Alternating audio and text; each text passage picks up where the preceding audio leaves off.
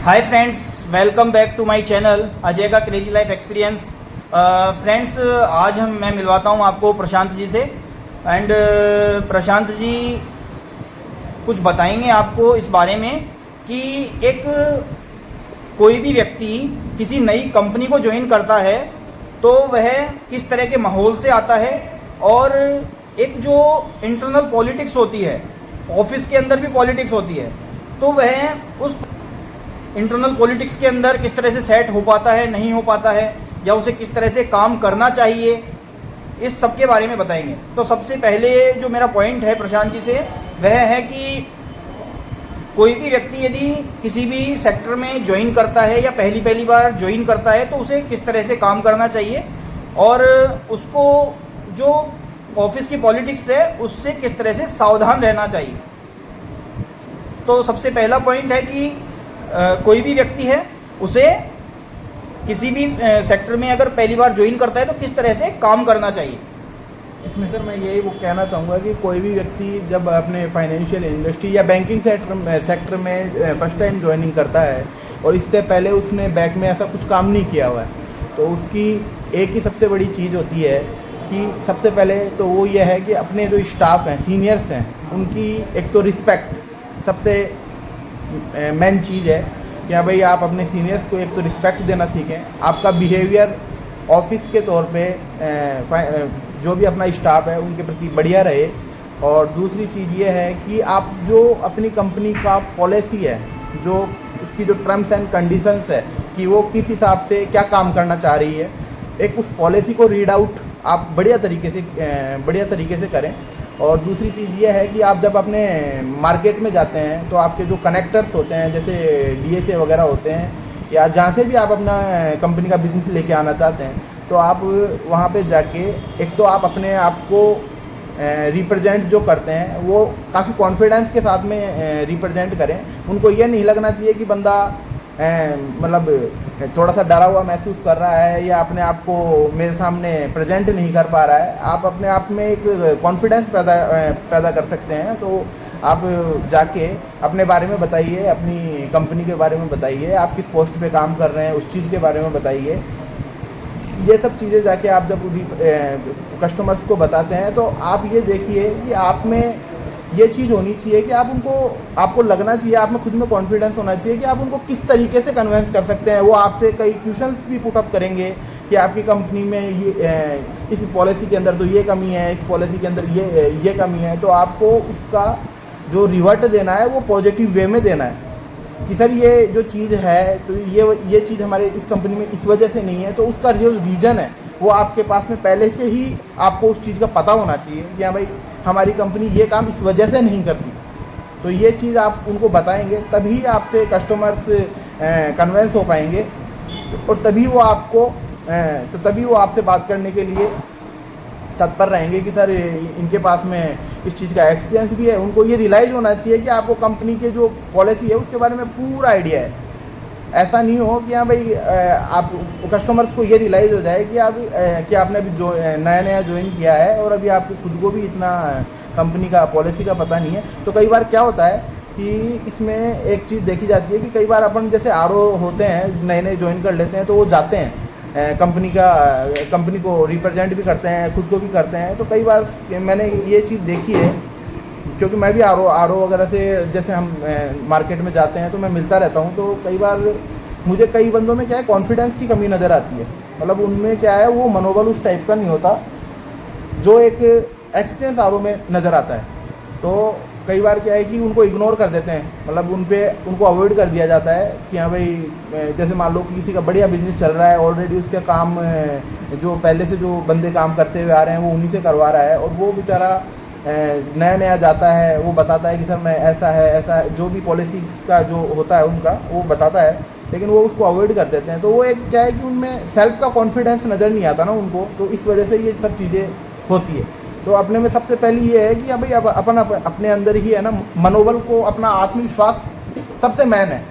आपसे बेहतर कोई नहीं जान सकता, चाहे आपका कोई भी हो, कंपनी का बंदा है या आपका सेल्फ, आप अपने आप को जितना बेहतर जानते हैं ना उससे ज़्यादा आपको कोई नहीं जान सकता। तो ये चीज़ें होती है। बाकी काम तो सब सीख ही जाते हैं, जैसे जैसे करेंगे, आज गिरे हैं तो फिर उठने की कोशिश करेंगे। तो ये सब चलता रहता है ज़िंदगी में। करते करते सब कुछ चीज़ें हासिल हो जाती है। कोई अपने माँ के पेट से कोई नहीं सीख के आया हुआ, सब यहीं पे आके सीखे हैं सभी चीज़ें अपनी।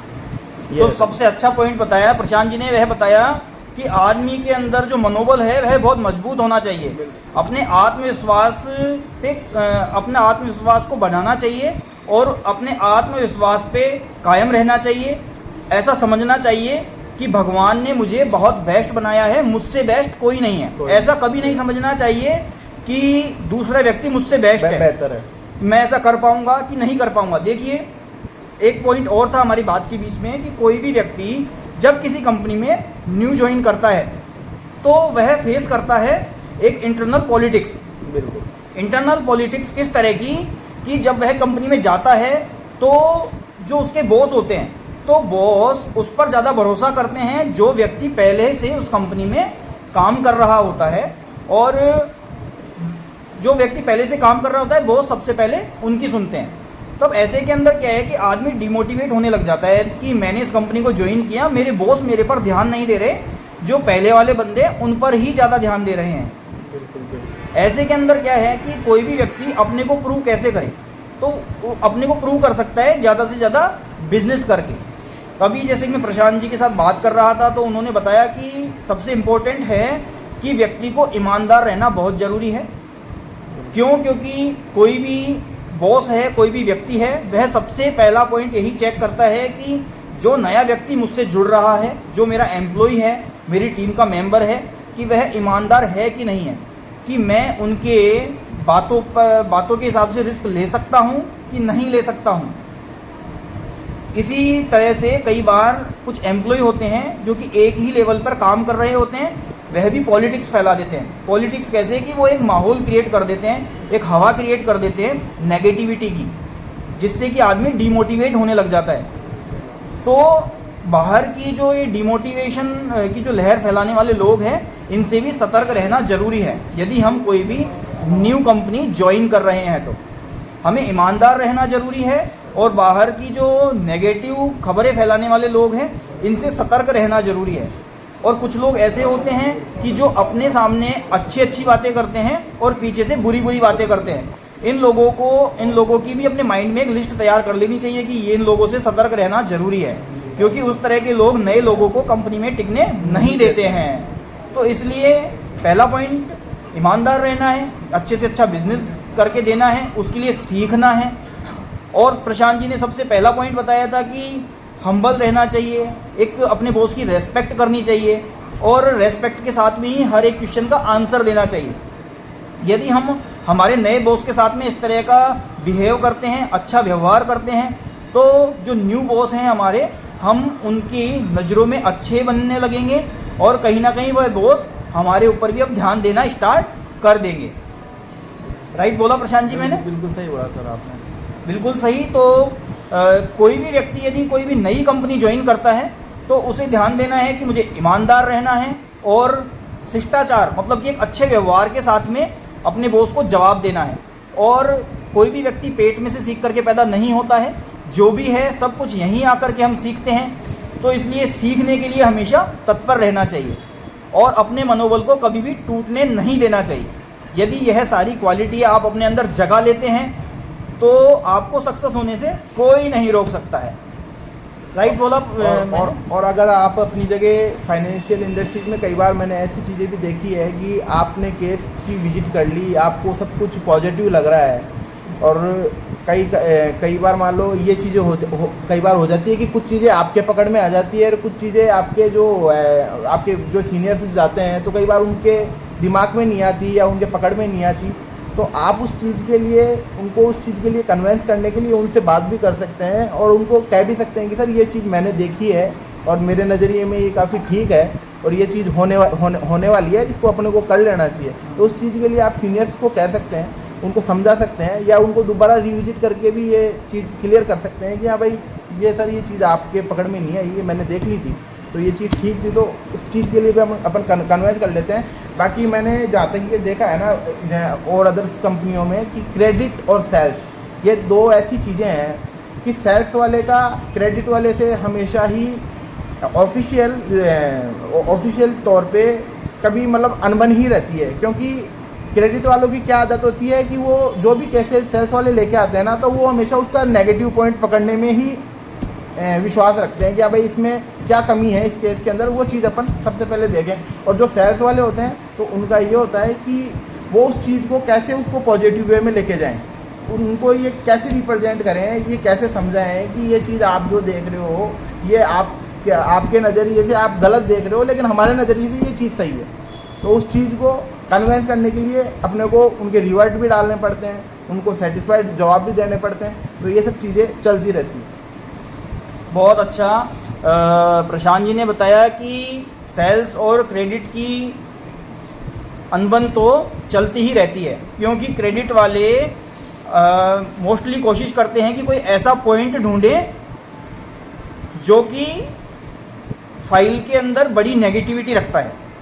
और उनका तो काम ये होता है। क्योंकि क्रेडिट का काम भी यही है कि फाइल के अंदर कोई ना कोई ऐसी चीज़ ढूंढना कि कोई नेगेटिव पॉइंट हो, या वो क्यों करते हैं ऐसा, वो इसलिए करते हैं कि वह यह मान कर के पैसा देना चाहते हैं कि यह पैसा मेरा ही है। वो कंपनी का पैसा नहीं समझ के उसे खुद का ही पैसा समझते हैं, और इसीलिए वो अनबन भी कर लेते हैं। अनबन मतलब कि कई बार तो झगड़ा भी हो जाता है सेल्स और क्रेडिट। झगड़ा जो होता है वो एक ऑफिशियली और एक केस के थ्रू होता है, पर्सनली इनके आपस में कोई वैसा नहीं होता है कि हाँ भाई वो एक दूसरे को पसंद नहीं करते हैं, ऐसा कुछ भी नहीं।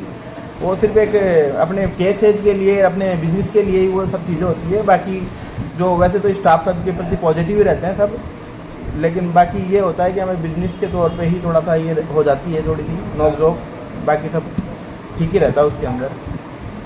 तो बहुत बढ़िया बोला प्रशांत जी ने कि ये जो झगड़े होते हैं ये कोई पर्सनल झगड़े नहीं होते हैं, ऑफिशियल झगड़े होते हैं, और वो टेबल पे ही शुरू होते हैं और टेबल पे ही ख़त्म हो जाते हैं।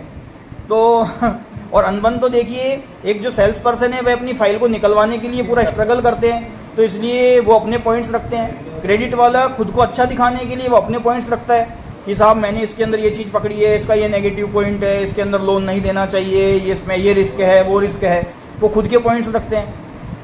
और कहीं ना कहीं जिसका वेटेज ज़्यादा हो जाता है, यदि सेल्स का वेटेज ज़्यादा है, फाइल के अंदर अच्छाइयाँ हैं, फाइलें निकल जाती हैं। और अगर क्रेडिट ने कोई ऐसा मोटा पॉइंट पकड़ लिया कि साहब वो तो बहुत ही बड़ा नेगेटिव पॉइंट है, कंपनी का पैसा ही डूब सकता है, तो इस तरह की फाइल्स आगे जाके रिजेक्ट भी हो जाती हैं।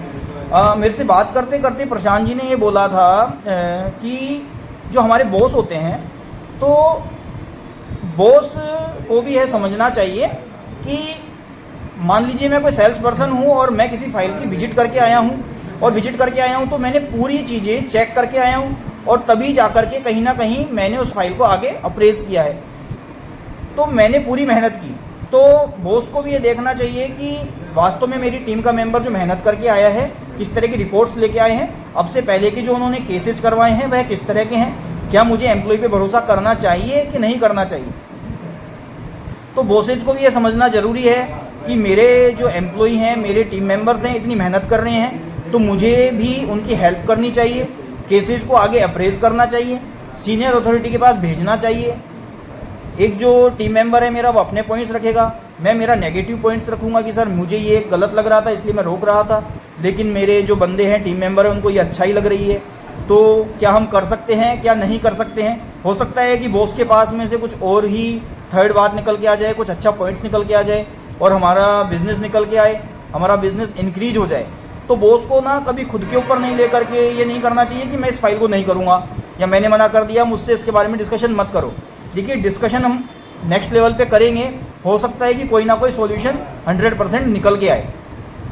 देखिए, इस तरह की हम 10 फाइलें डिस्कस करेंगे, हो सकता है 8 रिजेक्ट हो भी जाए। रिजेक्टेड फाइल में से हम 10 रिजेक्टेड फाइल्स पे डिस्कशन करेंगे, हो सकता है 8 रिजेक्ट हो भी जाए वापस से, लेकिन पॉसिबिलिटी है कि 2 फाइलें पास हो सकती है। क्योंकि देखिए, कभी भी एक सिक्के को हम उछालते हैं ना, तो यह निश्चित नहीं है कि सिक्का हमेशा हेड ही हेड लाएगा, अरे 1-2 बार तो टेल भी लेके आएगा।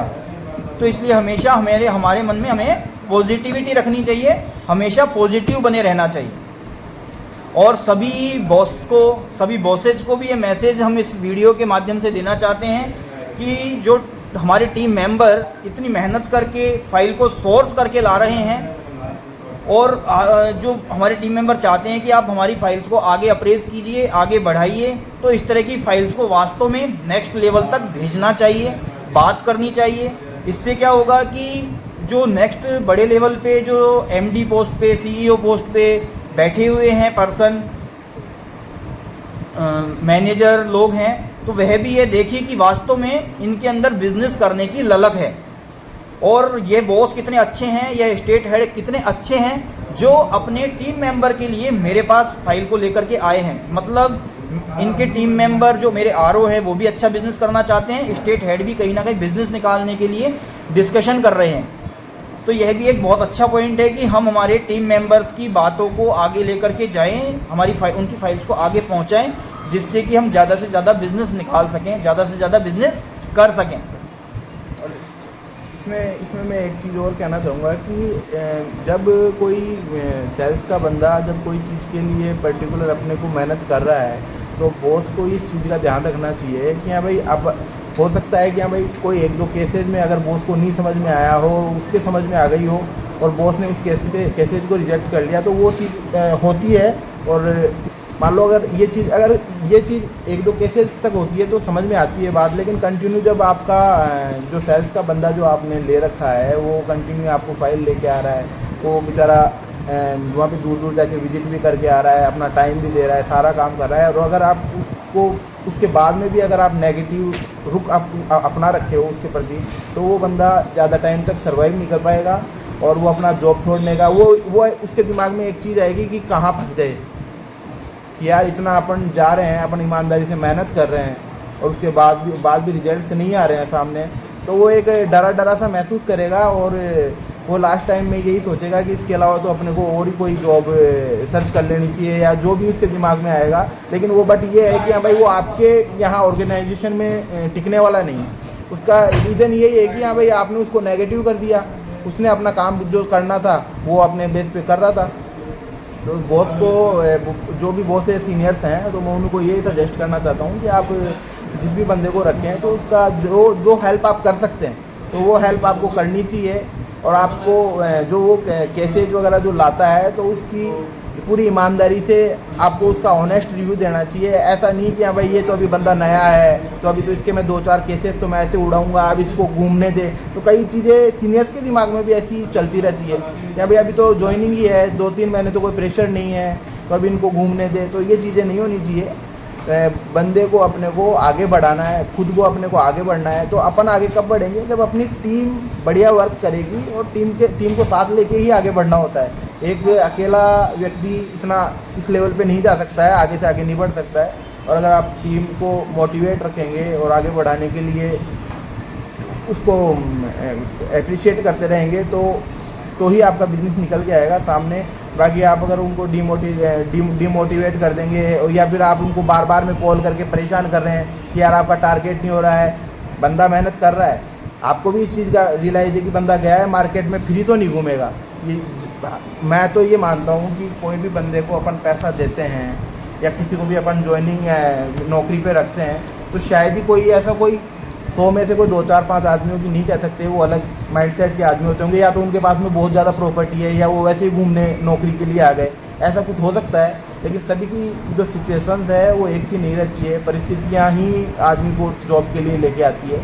तो ये है कि बॉस को ये चीज़ ध्यान में रखनी चाहिए कि हमें उसकी फाइनेंशियल कंडीशंस कैसी है। अगर उसको यहाँ से भी ऐसा ही रिवर्ट मिलेगा और यहाँ से भी उसको मान लो नेगेटिव रिस्पॉन्स आएगा, तो फिर वो काफ़ी डिप्रेशन में आ जाएगा और फिर वो और ही कुछ करने के लिए वो हो जाएगा। तो बॉस को भी हेल्प करनी चाहिए, समझना चाहिए इस चीज़ को कि भाई जो बंदा मेहनत कर रहा है तो इसको मैं रिजल्ट तक कैसे लेके जाऊँ, ये चीज़ें बॉस को भी ध्यान में रखनी चाहिए। सीनियर्स को ये नहीं सोचना चाहिए कि यार ये बंदा कि अब ये पहले मतलब इसके बैग के अंदर ये हुआ है, ऐसा नहीं होता है। मतलब फाइनेंशियल प्रॉब्लम्स सभी के साथ में है, सभी 2 पैसे यहाँ पे कमाने के लिए आए हैं और सभी मेहनत करने के लिए आए हुए हैं।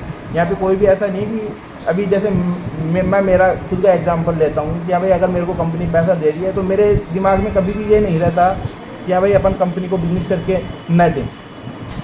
हमेशा मेरे दिमाग में यही रहता है कि मैं जो कंपनी के लिए मेरा सबसे बढ़िया जो 100% मैं दे सकता हूँ, जितना मैं अधिक से अधिक कर सकता हूँ वो मैं करूँ।